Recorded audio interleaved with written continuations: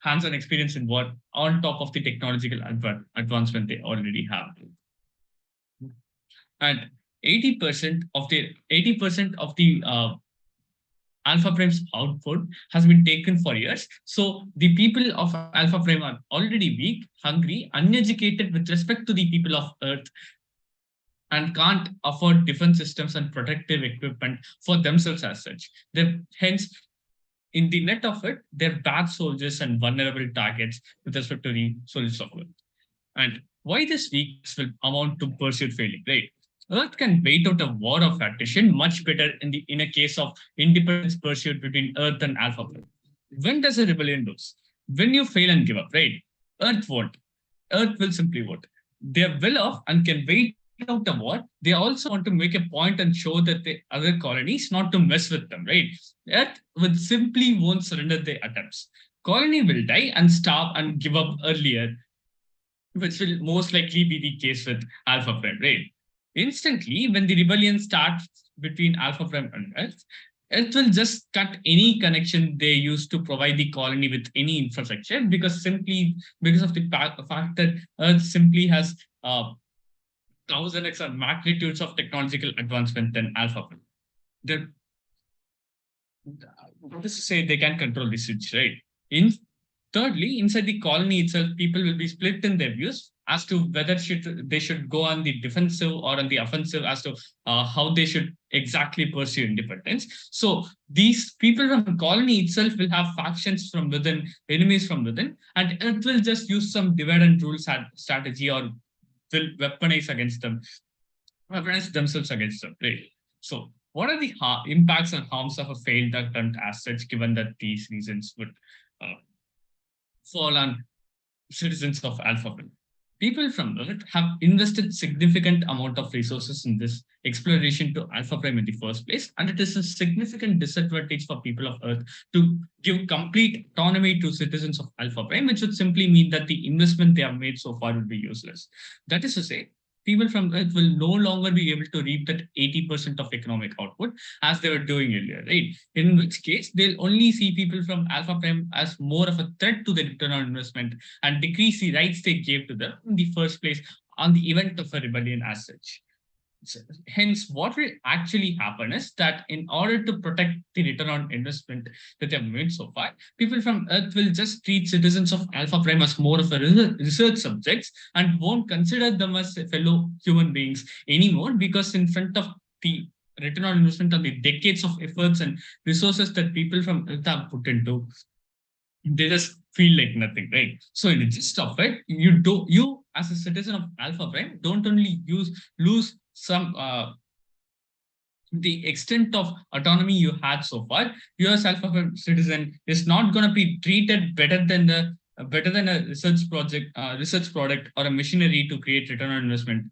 And yeah, before I move on to my next concept of PI from hope is important. I have hope to win this quarterfinal. How important do you think hope exists in humanity on an innate sort? Okay. Even if people from Zambia have 100% hope, and people from military of United States has like 30% hope into going into a war, United States is most likely going to win because of its technological and military advancement. And provided that these reasons exist in the first place, such as people from Alpha Prime simply do not have the resources to sustain the war or rebellion as such, they are most likely going to give up, and these negative impacts are going to fall on them as soon as they lose their war, right? So it just creates more harm for these people of Alpha Prime that could in this stuff. So yeah. So cumulatively, you as an Alpha Prime citizen are not going to be treated any better than a research project and a machinery to create ROI after this rebellion due to decreased empathy, which is in turn due to the antagonization that you have created among the people of Earth for you by your rebellion as an Alpha Prime citizen or aggressive methods as such. Hence, it is more beneficial and strategic for Alpha Prime citizens to not pursue aggressive methods for the pursuit of independence as such. And my second speaker will analyze as to why what is the most likely alternative ways that these people of Alpha Brain can pursue. So proof to oppose. Thank you. All right, thank you, Elo, for that speech, TPM. And just give me 20 seconds.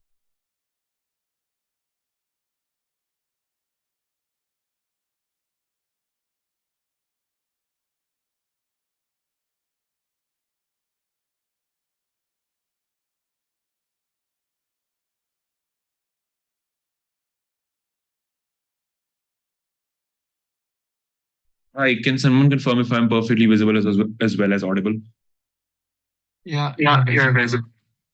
Perfect. Just give me 10 seconds to set my timer. Regarding POIs, I'll strictly take it after 5 minutes, 30 seconds. Nothing by voice before that at all. I'll take one from CO. If I don't take it till 5:45, you can unmute, but I repeat, do not unmute yourself before 5 minutes, 30 seconds under any circumstance. Yes.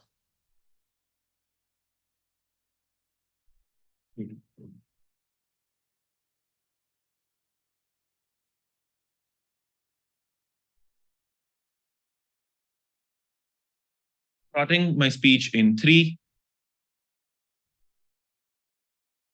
2, 1. O's entire case is about likelihood. I'm going to flip that on like 4 frames. 1.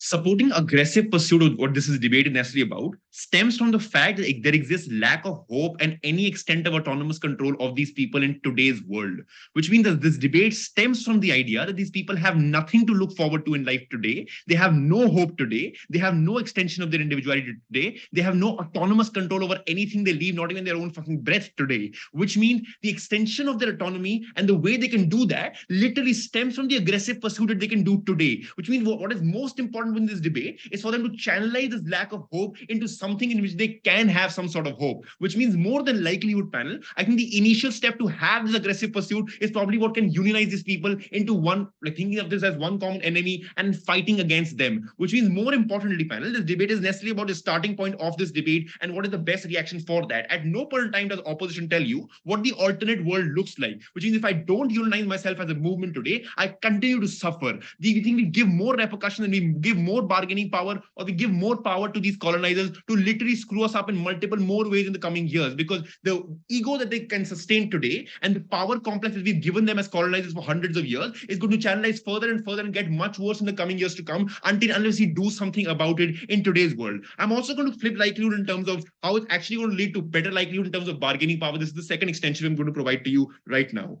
Well, let's talk about it like this, right? We think repercussion can't be as severe of your movement simply because I think the intention of humanity was to expand their human existence into another world, which means the existence of this planet is something which Earth needs solace from, because they can understand humanity is getting expanded, which means at no point in time can they endlessly go and kill all people within that planet, because they literally need those people to survive for their entire end goal to be met. Because they put in so many resources, they cannot literally kill the people who are going to provide them more output from those resources, because they literally live 20 light years away. What does that mean? Which means if the end goal of the outcome is not achieved in terms of actually an independent movement, you can possibly still gain bargaining power from that. Why is that necessarily true? Like 2 things within this. Number 1, these are not like normal colonizers, because normal colonizers probably don't give a shit about the people. I think here, because of the structure which they've made, they probably have to give a shift because of the investment that they've put in and the literal structure which is created of the existence of humanity.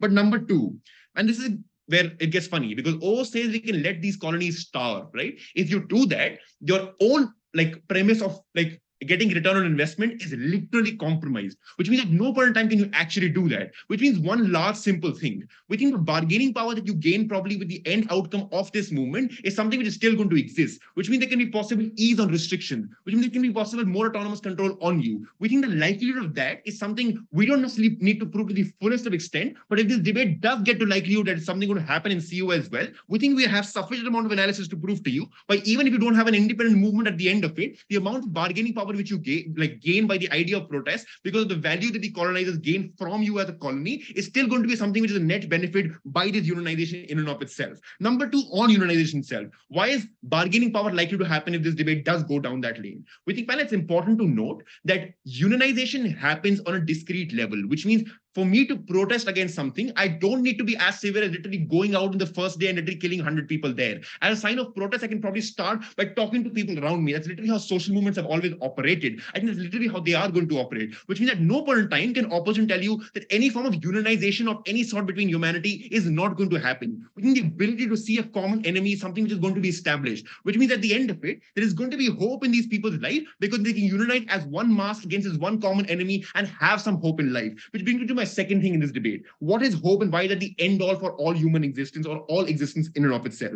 Two things this. Panel, without aggressive pursuit, you literally have no hope in life, which means this literally looks like you're going to work and knowing that nothing is going to come out from that, which means it literally looks like parents knowing that they cannot provide a good life for their children because they literally have no good life on earth, which means thirdly, because of the second generation colonization, you're literally seeing your parents struggle in this fucking world and lead to nowhere because there's no real outcome in this world for you to derive any sort of solace for the end goal of your individuality, which means there's A, lack of hope, B, lack of individuality, but 3, lack of autonomous self-control and freedom, which is the basic essence of human life, which means the alternative is so shitty that if you just let things be, A, these are going to get progressively worse, but the lack of hope is literally going to kill the existence of humanity. I think this is where the great literally starts from.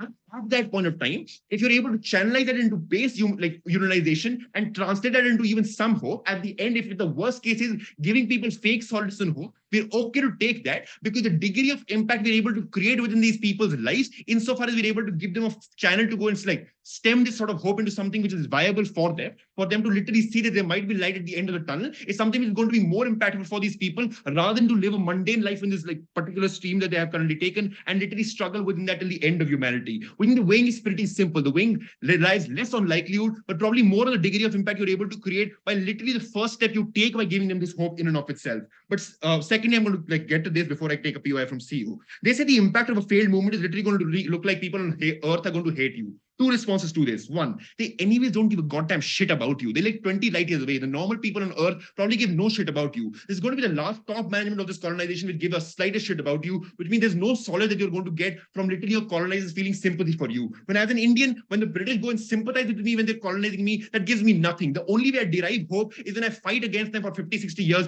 even if that led to nothing, but it probably does lead to something in terms of bargaining chip. Before I go forward, CEO your POI.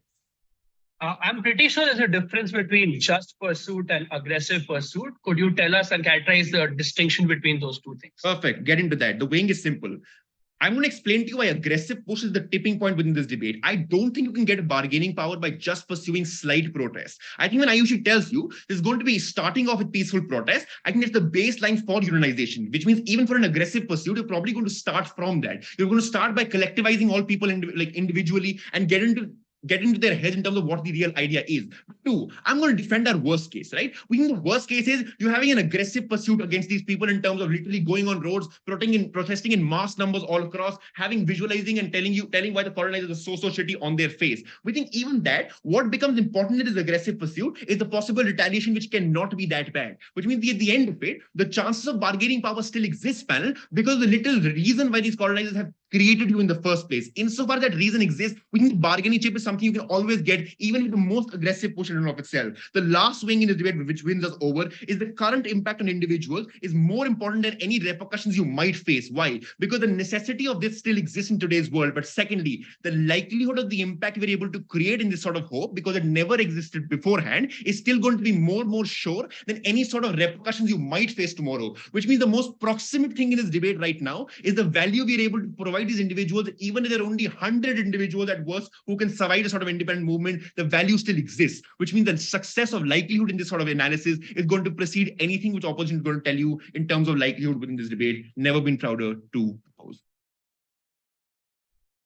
All right, thank you, TPM, for that speech, inviting DLO.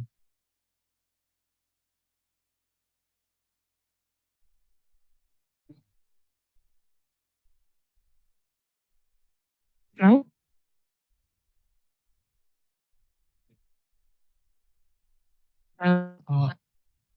I think the connection is. Am I audible now? Oh, can you try again? Yes, am I audible now? Yeah, I think you are audible. Is it fine for everyone else? Yeah, we can all hear you. All right, great. Yeah.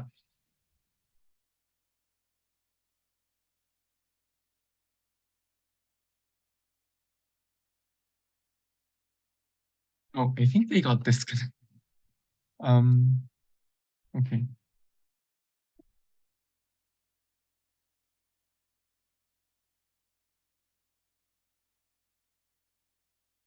Sorry, I think I got connected with my Wi-Fi. I think we can hear you, but it's a bit lagging. Can you try it once more?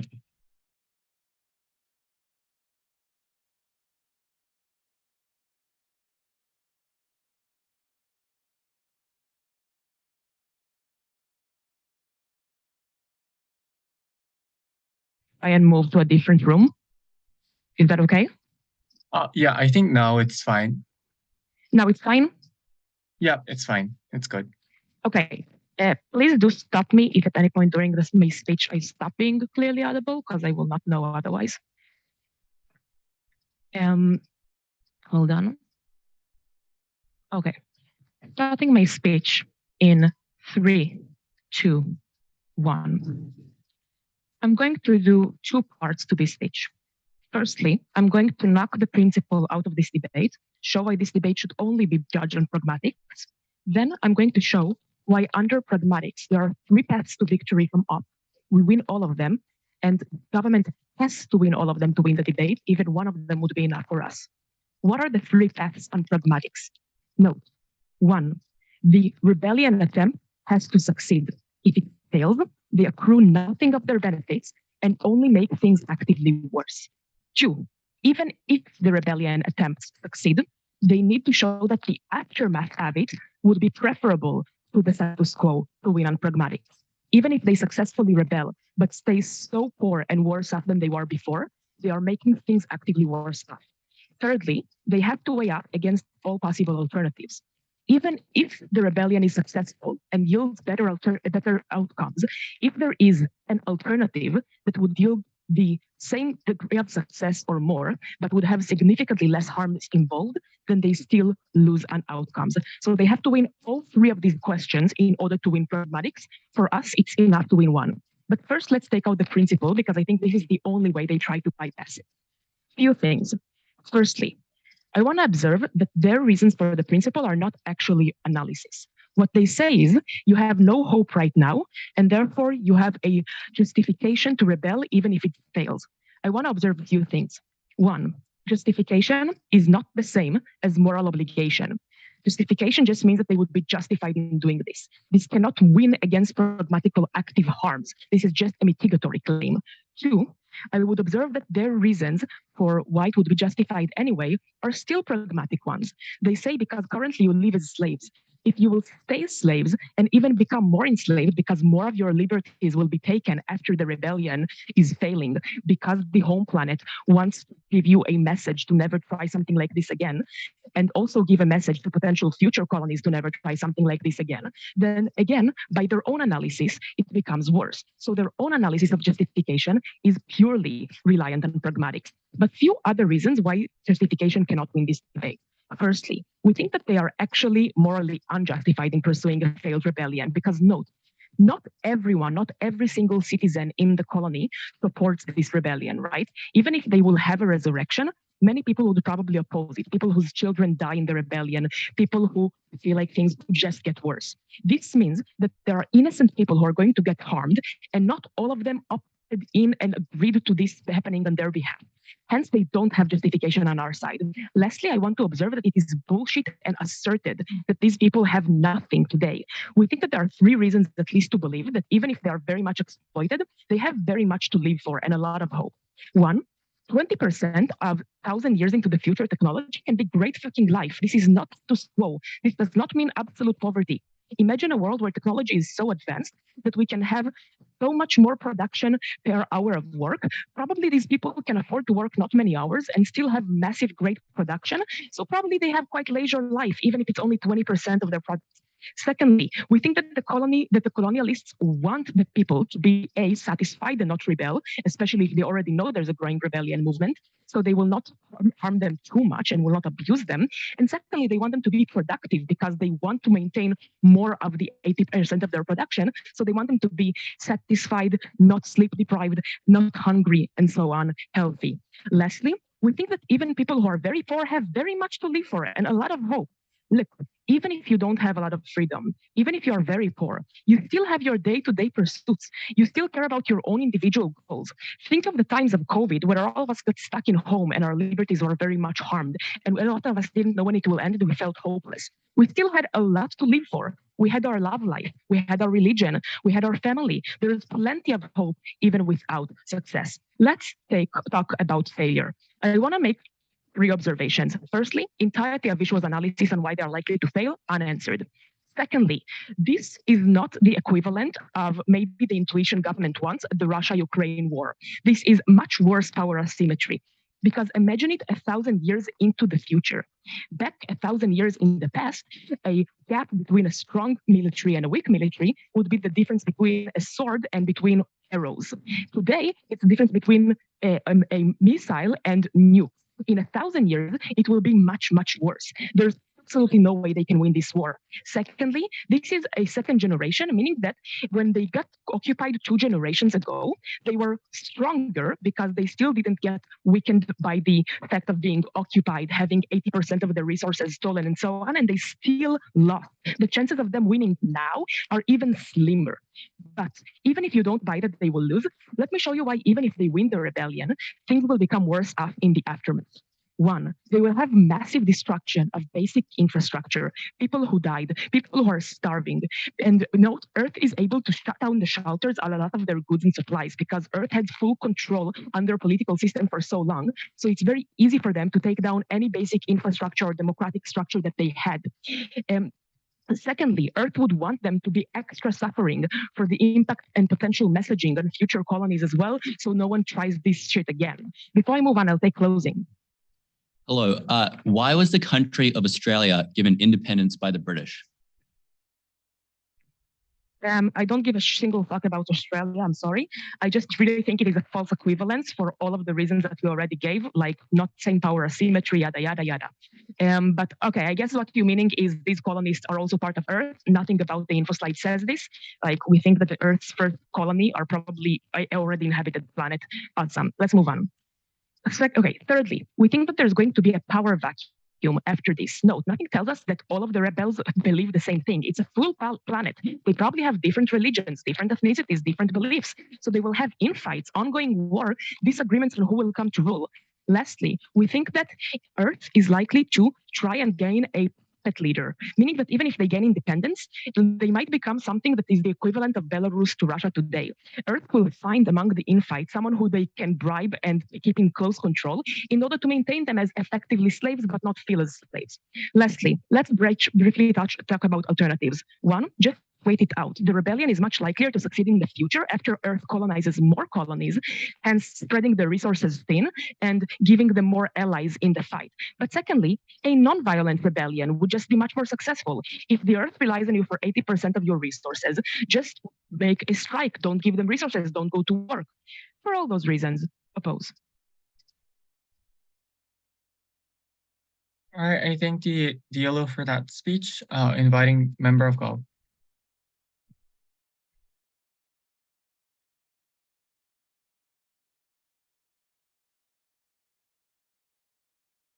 Well, let me just take a second to move to the table that I'm going to speak from.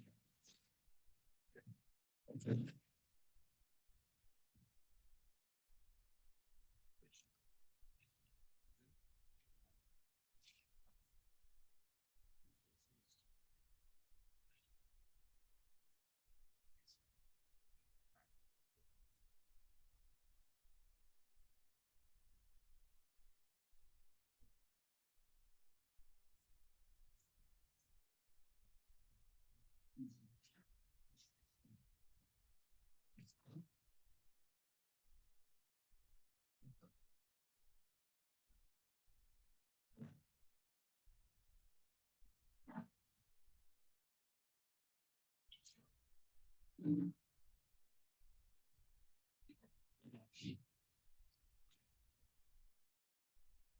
going to start the speech with a bit of high school physics that I think might be important to my speech, and I want everyone to understand.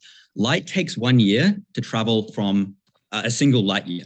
It means it takes 20 years for any communication to go between Earth and Alpha Prime. And I'd note, even with technological advancement, that can't get any faster because you can't make light move any faster, which means you can't make radio waves, which can't move any faster. You can't move anything between two objects faster than that, which means that any communication between Alpha Prime and Earth takes 60 years because you have to go from Alpha Prime to Earth, back to Alpha Prime, and then back to Earth again if you want to have any dialogue between those two countries. And travel takes even longer than that. So every time that this team tells you that, well, war is inevitable and war is so hard to win, I would note even figuring out that a war needs to happen takes at least 40 years, and then acting on that information takes at least 60 years. I just think any argument that Earth is even within the realm of possibility going to suppress a revolution in this region is improbable. But beyond that, 3 extensions. Firstly, explaining why Earth will support independence when you aggressively pursue it and won't put up any fight at all. But secondly, even if they do put up an aggression, how you're able to gain regional control. And then thirdly, how once you have regional control, you're able to defend against Earth.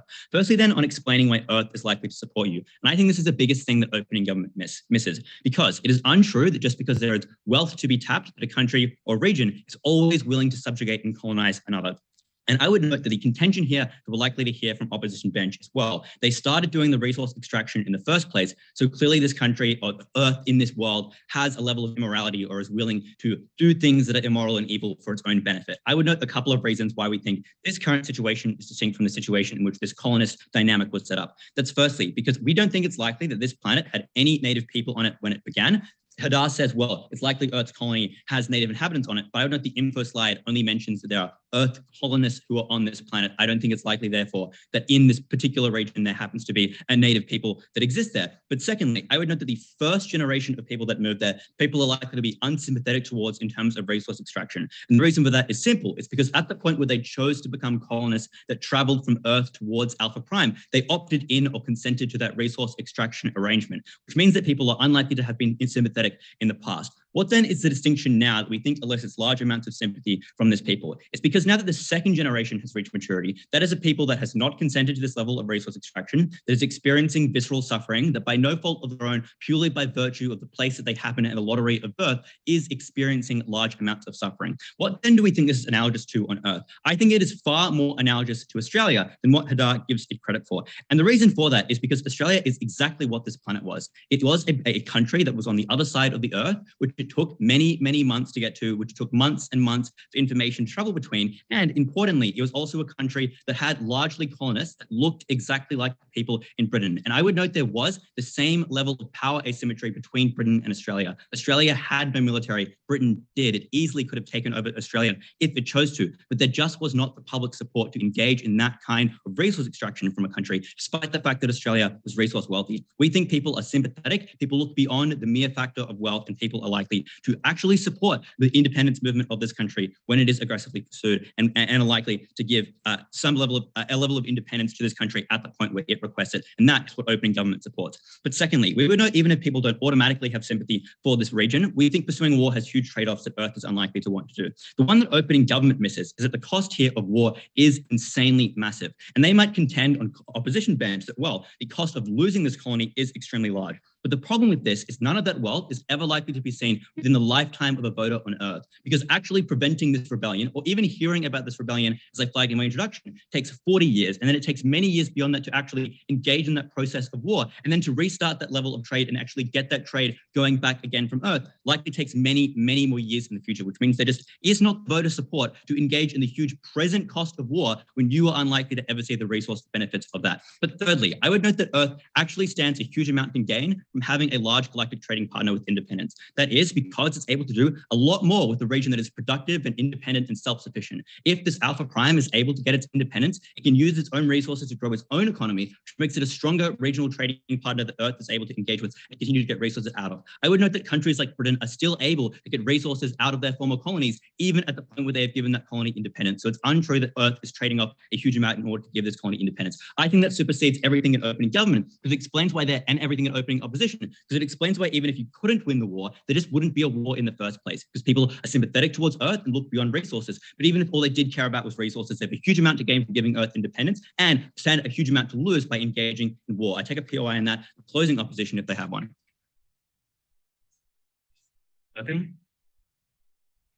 Yes, the very fact that the motion assumes not only that this planet was colonized, but that it regularly has its resources extracted to Earth, means we have technology to fast travel there, perhaps through wormholes.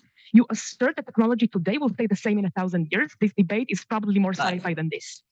Okay, you can't just fiat in wormholes. I think the fact that there's resource extraction just means that resource extraction is taking 40 years. I don't think it's unreasonable to say that this travel is taking a long period of time. I would say that resource extraction is just taking 50 or 60 years in order to take place. I don't think you're able to fit in that. But also, none of that analysis is even really that contingent on that time period. Most of it is about the fact that people don't care that much about resources and have a huge amount to gain from having a regional trading partner. Now then, let's explain why you're able to contend and gain regional control. The first reason for this is I think the regional governors are likely to support the independence movement on this country. Why is this? 4 reasons. Firstly, because they have a huge amount to gain. If they are able to get their resources, they become wealthy alongside the rest of their population. Secondly, governors and have large amounts of control are proximate to the suffering that other people are experiencing and are likely sympathetic as they have that relationship to the planet on which they are born. Thirdly, we think they are unlikely to face consequences on Earth. And that is for the reason that I flagged in my introduction, which I don't think you can fear out of with wormholes, which is just that any consequence from Earth takes a large amount of time. But fourthly, I just think they don't want to risk getting attacked by the people because standing against this independence movement is standing against getting executed and hung on the street. And I think most regional governors are unwilling to take that risk. And I'd note that because communication takes so long, it's like this regional government has a huge amount of independence. But secondly, even if we do think people have to fight and engage in revolution, why is that likely to be successful? 3 reasons. Firstly, it's because people greatly outnumber the number of people in the state. Even if they don't have as many arms, they have greater numbers and can engage in revolution that way. But secondly, we think people are far more free in their strategy than that of their government. They can engage in guerrilla warfare, they can engage in terrorism. But thirdly, we think people have greater motivation to fight than their regional governors. Next then, once you get regional control, how do you fight against Earth? 5 reasons. Firstly, you have a huge amount of time. Secondly, you now have a huge amount of resources because you've taken control. Thirdly, Earth can't see what you're doing because it takes so long for communication to travel. Fourthly, Earth is divided and therefore not fully on board for the reasons I explained in my first extension. And fifthly, because supply lines from Earth are likely to be extremely weak. And sixthly, because managing and subjugating a revoluting colony is hard, even if they were able to successfully stop the revolution. Very, very proud to govern. All right, I thank the member of God for that speech. Member of all.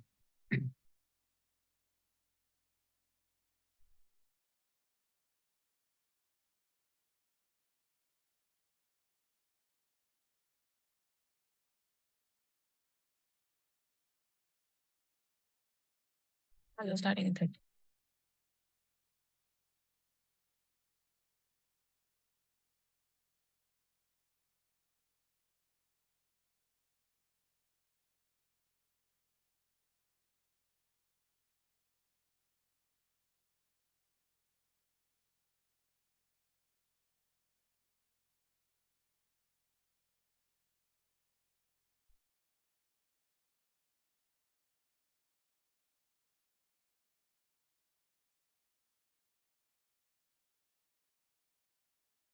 Hi, I think you're muted. Okay, am I clearly visible and audible?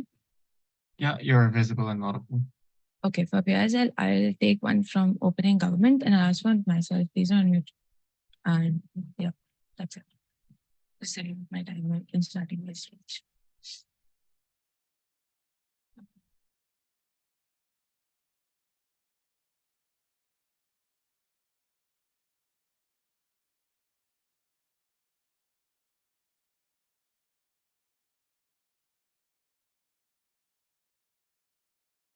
Starting my speech in 3, 2, 1. CEO's extension is going to be very simple. What O does in this debate is beautifully prove to you why aggressive rebellion won't work with multiple layers of analysis. The problem is that they never prove the comparative. They don't tell you why war of attrition would work, how would it look like, or why is it any beneficial for the planet. They also don't tell you, they give you like what this planet looks like in general, but what are the impacts post-failure or post-success. I think there's very little weighing at 6 minutes in the second speech from DLO. That's going to be our extension. I think on opening, like government bench then, there's just one observation. The problem with both the benches is they take an extremely soft stance. They want to talk about how there's going to be initial peaceful protest, or they want to have like unionization based on hope and things like that. The problem is that is literally not aggressive pursuit. What they had to defend in their worst case is that you come out in streets, etc. What they go ahead and say that, oh, there's still going to be like hope, etc. So there's lesser retaliation. 3 responses to first why retaliation is going to be more.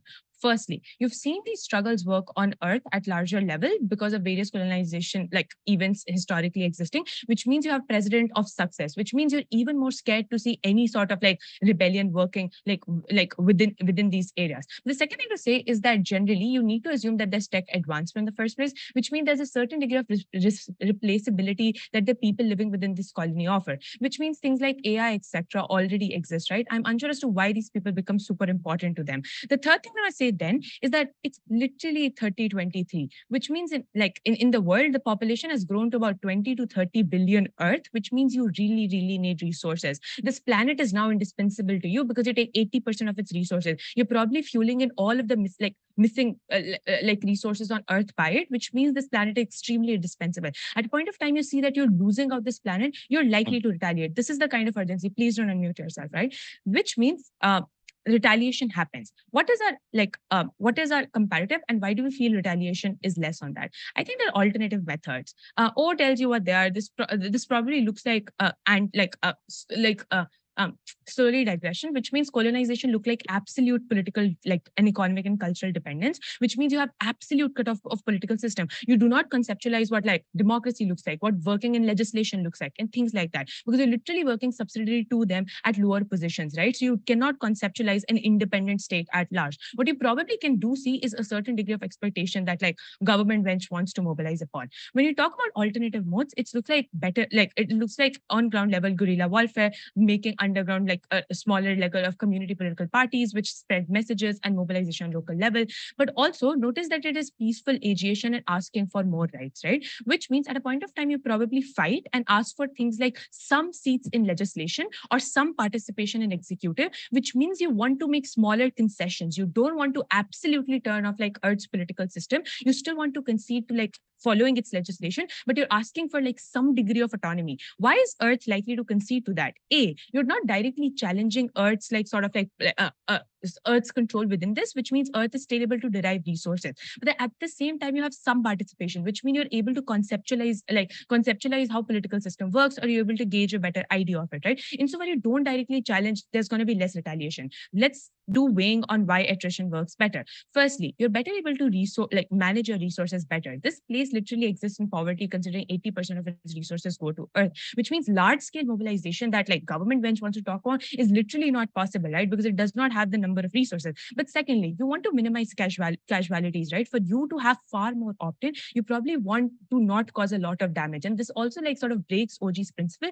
because OG's principle is that independence is just fundamentally good, but the conceptualization of independence is good, and the top political autonomy is good because it's based on humanity. The problem is that you get political autonomy gradually, but you minimize casualties that exist on our side of the house, which means you're able to live up to OG's principle, but at the same time, you minimize the damage that is caused. The third thing I want to talk about then on weighing is that it's a better tactical approach. So you can probably take far more time to learn how to launch an offensive.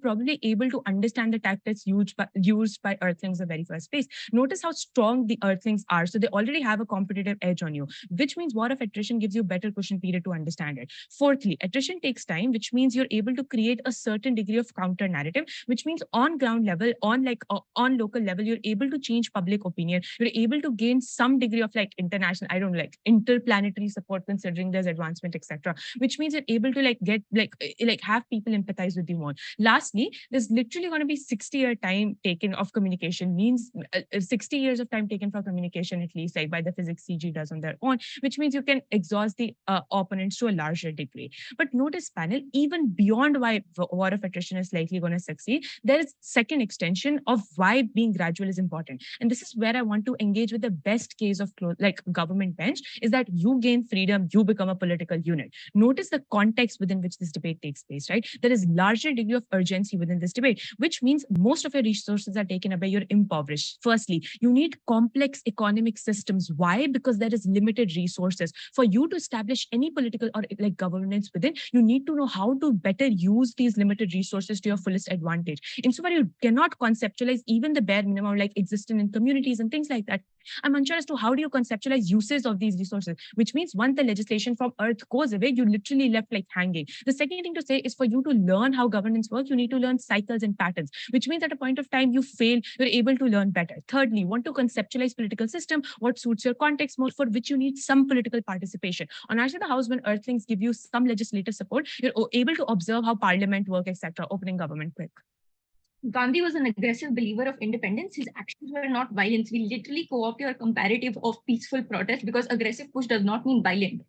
No. It actually does mean violence, right? Because aggressive pursuit means you want to mobilize on large scale. You want to like mobilize on grounds that are meant for the entire planetary reach, which means, and even if I concede to that best case, it also looks like huge resources and things like that, and mobilization that cut across like ethnic lines, identity lines, etc. That does not happen. The second thing I want to talk about is generally why this is two generation and they don't have the capacity to exist independently. I think formation of things like supply grids, resource diversion, or even understanding the needs like issues of old age or how to save your resources view are very, very myopic insofar you don't have cycles of pattern or the way things function, right? Which means you need multiple generations for you to conceptualize what is best for your context. At that point of time, as somebody with only two generations, you have really, really limited capacity. Panel, what do we prove to you then coming from closing opposition? We're able to prove to you why war of attrition is likely to work more because you don't get direct retaliation, considering there's massive power asymmetry. But we're also able to prove to you that even in the best case, if you end up getting independence in the first place, you're less likely to survive as a nation. Impacts and the benefits on our sides are very simple. You take gradual time to understand these political systems. You take gradual time to understand context and planetary needs of your system. You're better able to monetize on monetize on the knowledge that Earth has to provide with you and gradually gain independence and probably exist as an autonomous entity better. For all these reasons, CEO. I think member of Op for that speech, inviting Goldberg.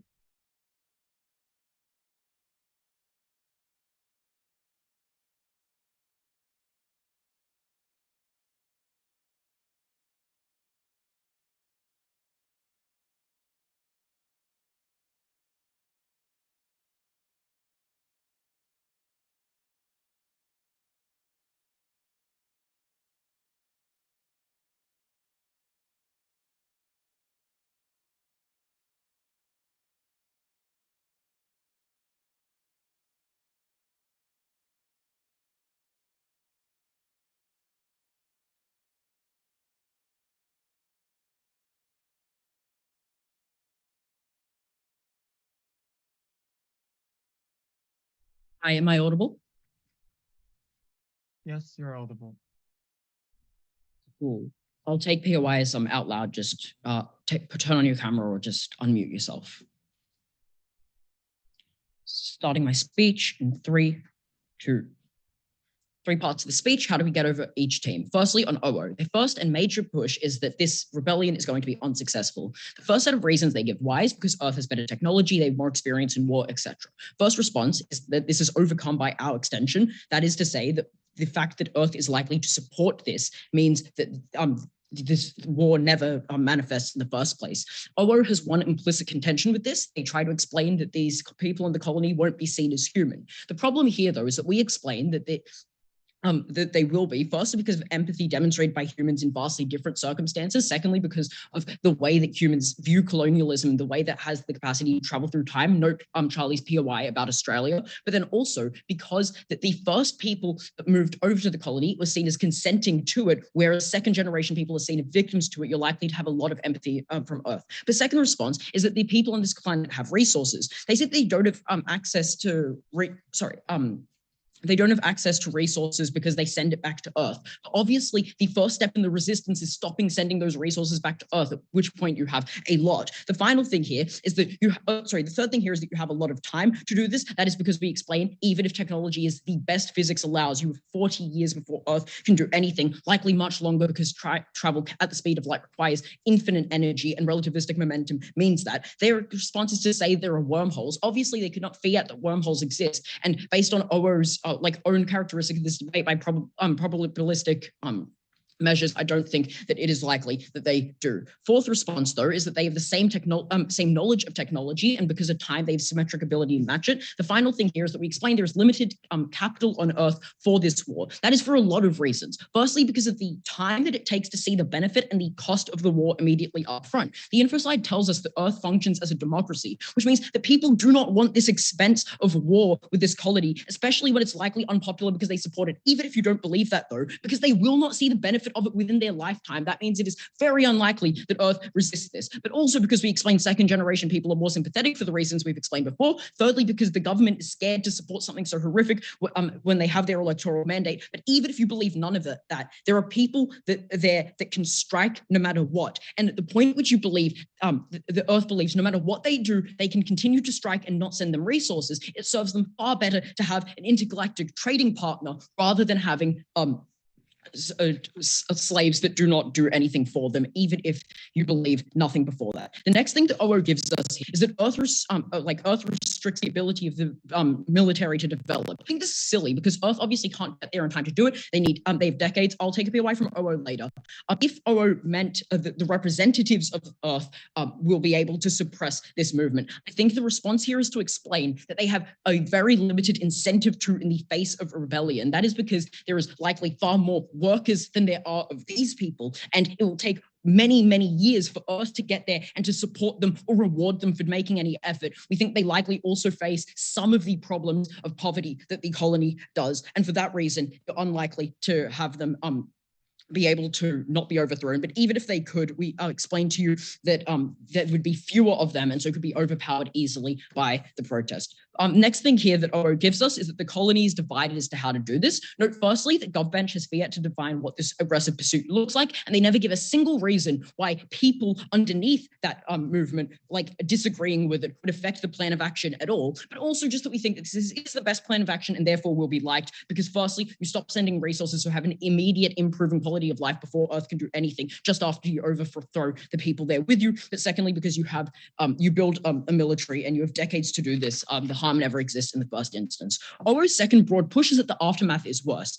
The first part here, though, was to say that it's not that bad right now and there's good tech. But obviously OG explains the lack of autonomy. And aside from autonomy, because you have no vote, there's no reason for the conditions to not be bad. That raises the burden for the aftermath to be worse. The next thing here, but then they tell us they're going to be maintained in slaves in all but name. This is unexplained, but also overcome by our first extension. The Earth doesn't contest and likely supports this. OO's final push barely gets 15 seconds, but they say alternatives are better.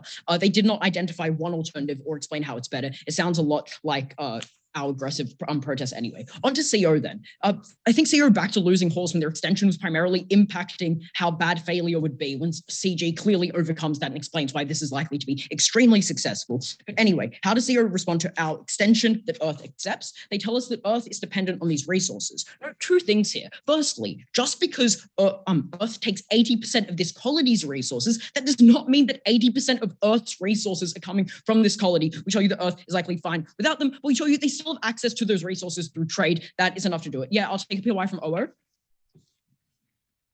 Earth already occupied this planet once, proving in action they prioritize controlling it over the cost of war, which will be low anyway because the debate has yet the travel and war across light years is possible as premise for the planet being occupied in the first place. The first response here is just to say that obviously it is possible to travel light years in this motion. It is just not possible to travel light years faster than the speed of light, which means you have that 40 years. But then I forgot the second part of that. Moving on, though, to CO's next big push, which is where they try to explain that you pursue this through attrition rather than aggression. The first and very important response here is that this is contingent on getting regional control. And to do that, you need to be aggressive. And note, all of this responds to literally anything you hear from Upbench about peacefully attempting to gain independence. Because the info slide says that you do not have control over the regional government. And that means that you do not have control over resources without aggression. It means that without protests, without strikes, without stopping sending resources to Earth, which only GovBench is allowed to do, you get this. But the second thing to say here is that if attrition succeeds, then aggression would also, in which case everything is symmetric. etc. Final thing to do in this speech is to weigh over OG. The first thing is it might be reasonable for you to believe that that like the pursuit of autonomy is not worthwhile if it leads to practical failure. But CG explains we will succeed because of our two extensions, because Earth will support you, and because even if they don't, Earth cannot hurt you. Because OG says, like OG says, autonomy is a non-contingent principle, but they only do explain that through practical benefits. CG proves the success of the movement and therefore is logically prior. But the second way we weigh over OG is we explain the access to the practical benefits they try to claim in their entirety, and we try and claim a lot more than hope. Because we explain that even if you believe OG's limited explanation of why this might succeed, we explain Earth supporting you is logically prior because there is no conflict if you believe that case. But even if you don't, we explain to you that Earth cannot hurt you because they do not have the capital to, because it takes too long to, and for all those reasons, vote CG. All right, I think the go up with for that speech, inviting the opposition with. I am clearly audible. Yep, you're audible. All right. I'll take POI in chat from opening government around 5:30. Just don't verbally interrupt. I'll ask you to do so. Same goes for CG. Do not verbally interrupt. All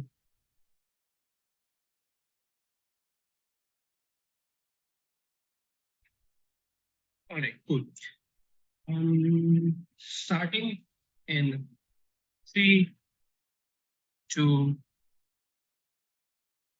1. Let's just quickly take out closing government's mechanism of why Earth is likely to support you and not retaliate in a way that our bench is positive in this debate, because they say that you will have empathy from Earth, and that's the extent of analysis on that particular argumentation, right? I'll probably posit that when people are like push to the brink of them going ahead and colonizing something, because that's also takes an immense amount of effort for a different country or different planet to go ahead and colonize another country, because it takes, people's just military being deposed there or all those kind of things, or just resources being put into this thing in the first place, means that people take a lot of upfront cost to even colonize any sort of country or any sort of place. When people have reached that point where they have to go and do that because the resources on Earth are so limited in nature, I think you probably can posit that for people's first reaction to go for anyone to take away that power from them won't be empathy because you are just a second generation person, but rather would be retaliation, because now you're taking away something that's so crucial to them, primarily because of the framing that closing opposition gives you. Because we tell you that when the year is 3023, you probably have like the Earth population ballooning to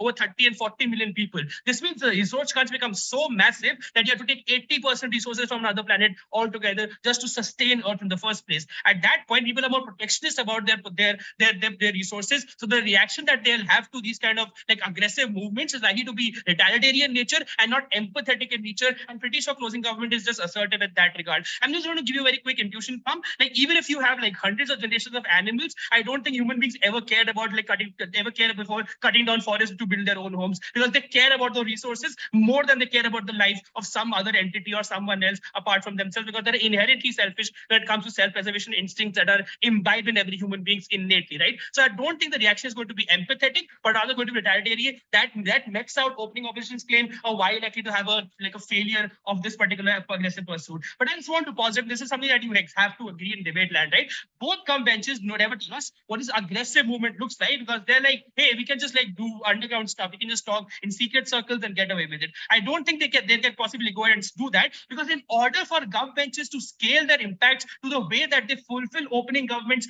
principle of living with dignity, and while dignity is more important than life itself, is something that can only exist when they go ahead and they take the highest burden of saying that we take the worst kind of approaches if in order to maximize the amount of dignity that we can have in real time right now. If they go ahead and say that we'll do things in a staggered period or such as something that happens over a large period of time, I think the ability for you to go ahead and collect that dignity right now reduces. So they have to take the burden on gov benches to tell us why they're likely to go ahead and do this in small staggered steps as opposed to a radical step like direct confrontation or just economic disengagement with this particular entity of Earth. But also like just things like, United Declaration saying that we don't agree with Earth's registration anymore. I think those kind of steps are the only way OG fulfills the principled argumentation of giving the idea of the dignity to or autonomy to people, which is the maximum amount of autonomy. Because OG strategically misses this debate when they go ahead and trade off life and success for things like dignity and autonomy. When they do that, they have to find an aggressive pursuit of them going ahead directly confronting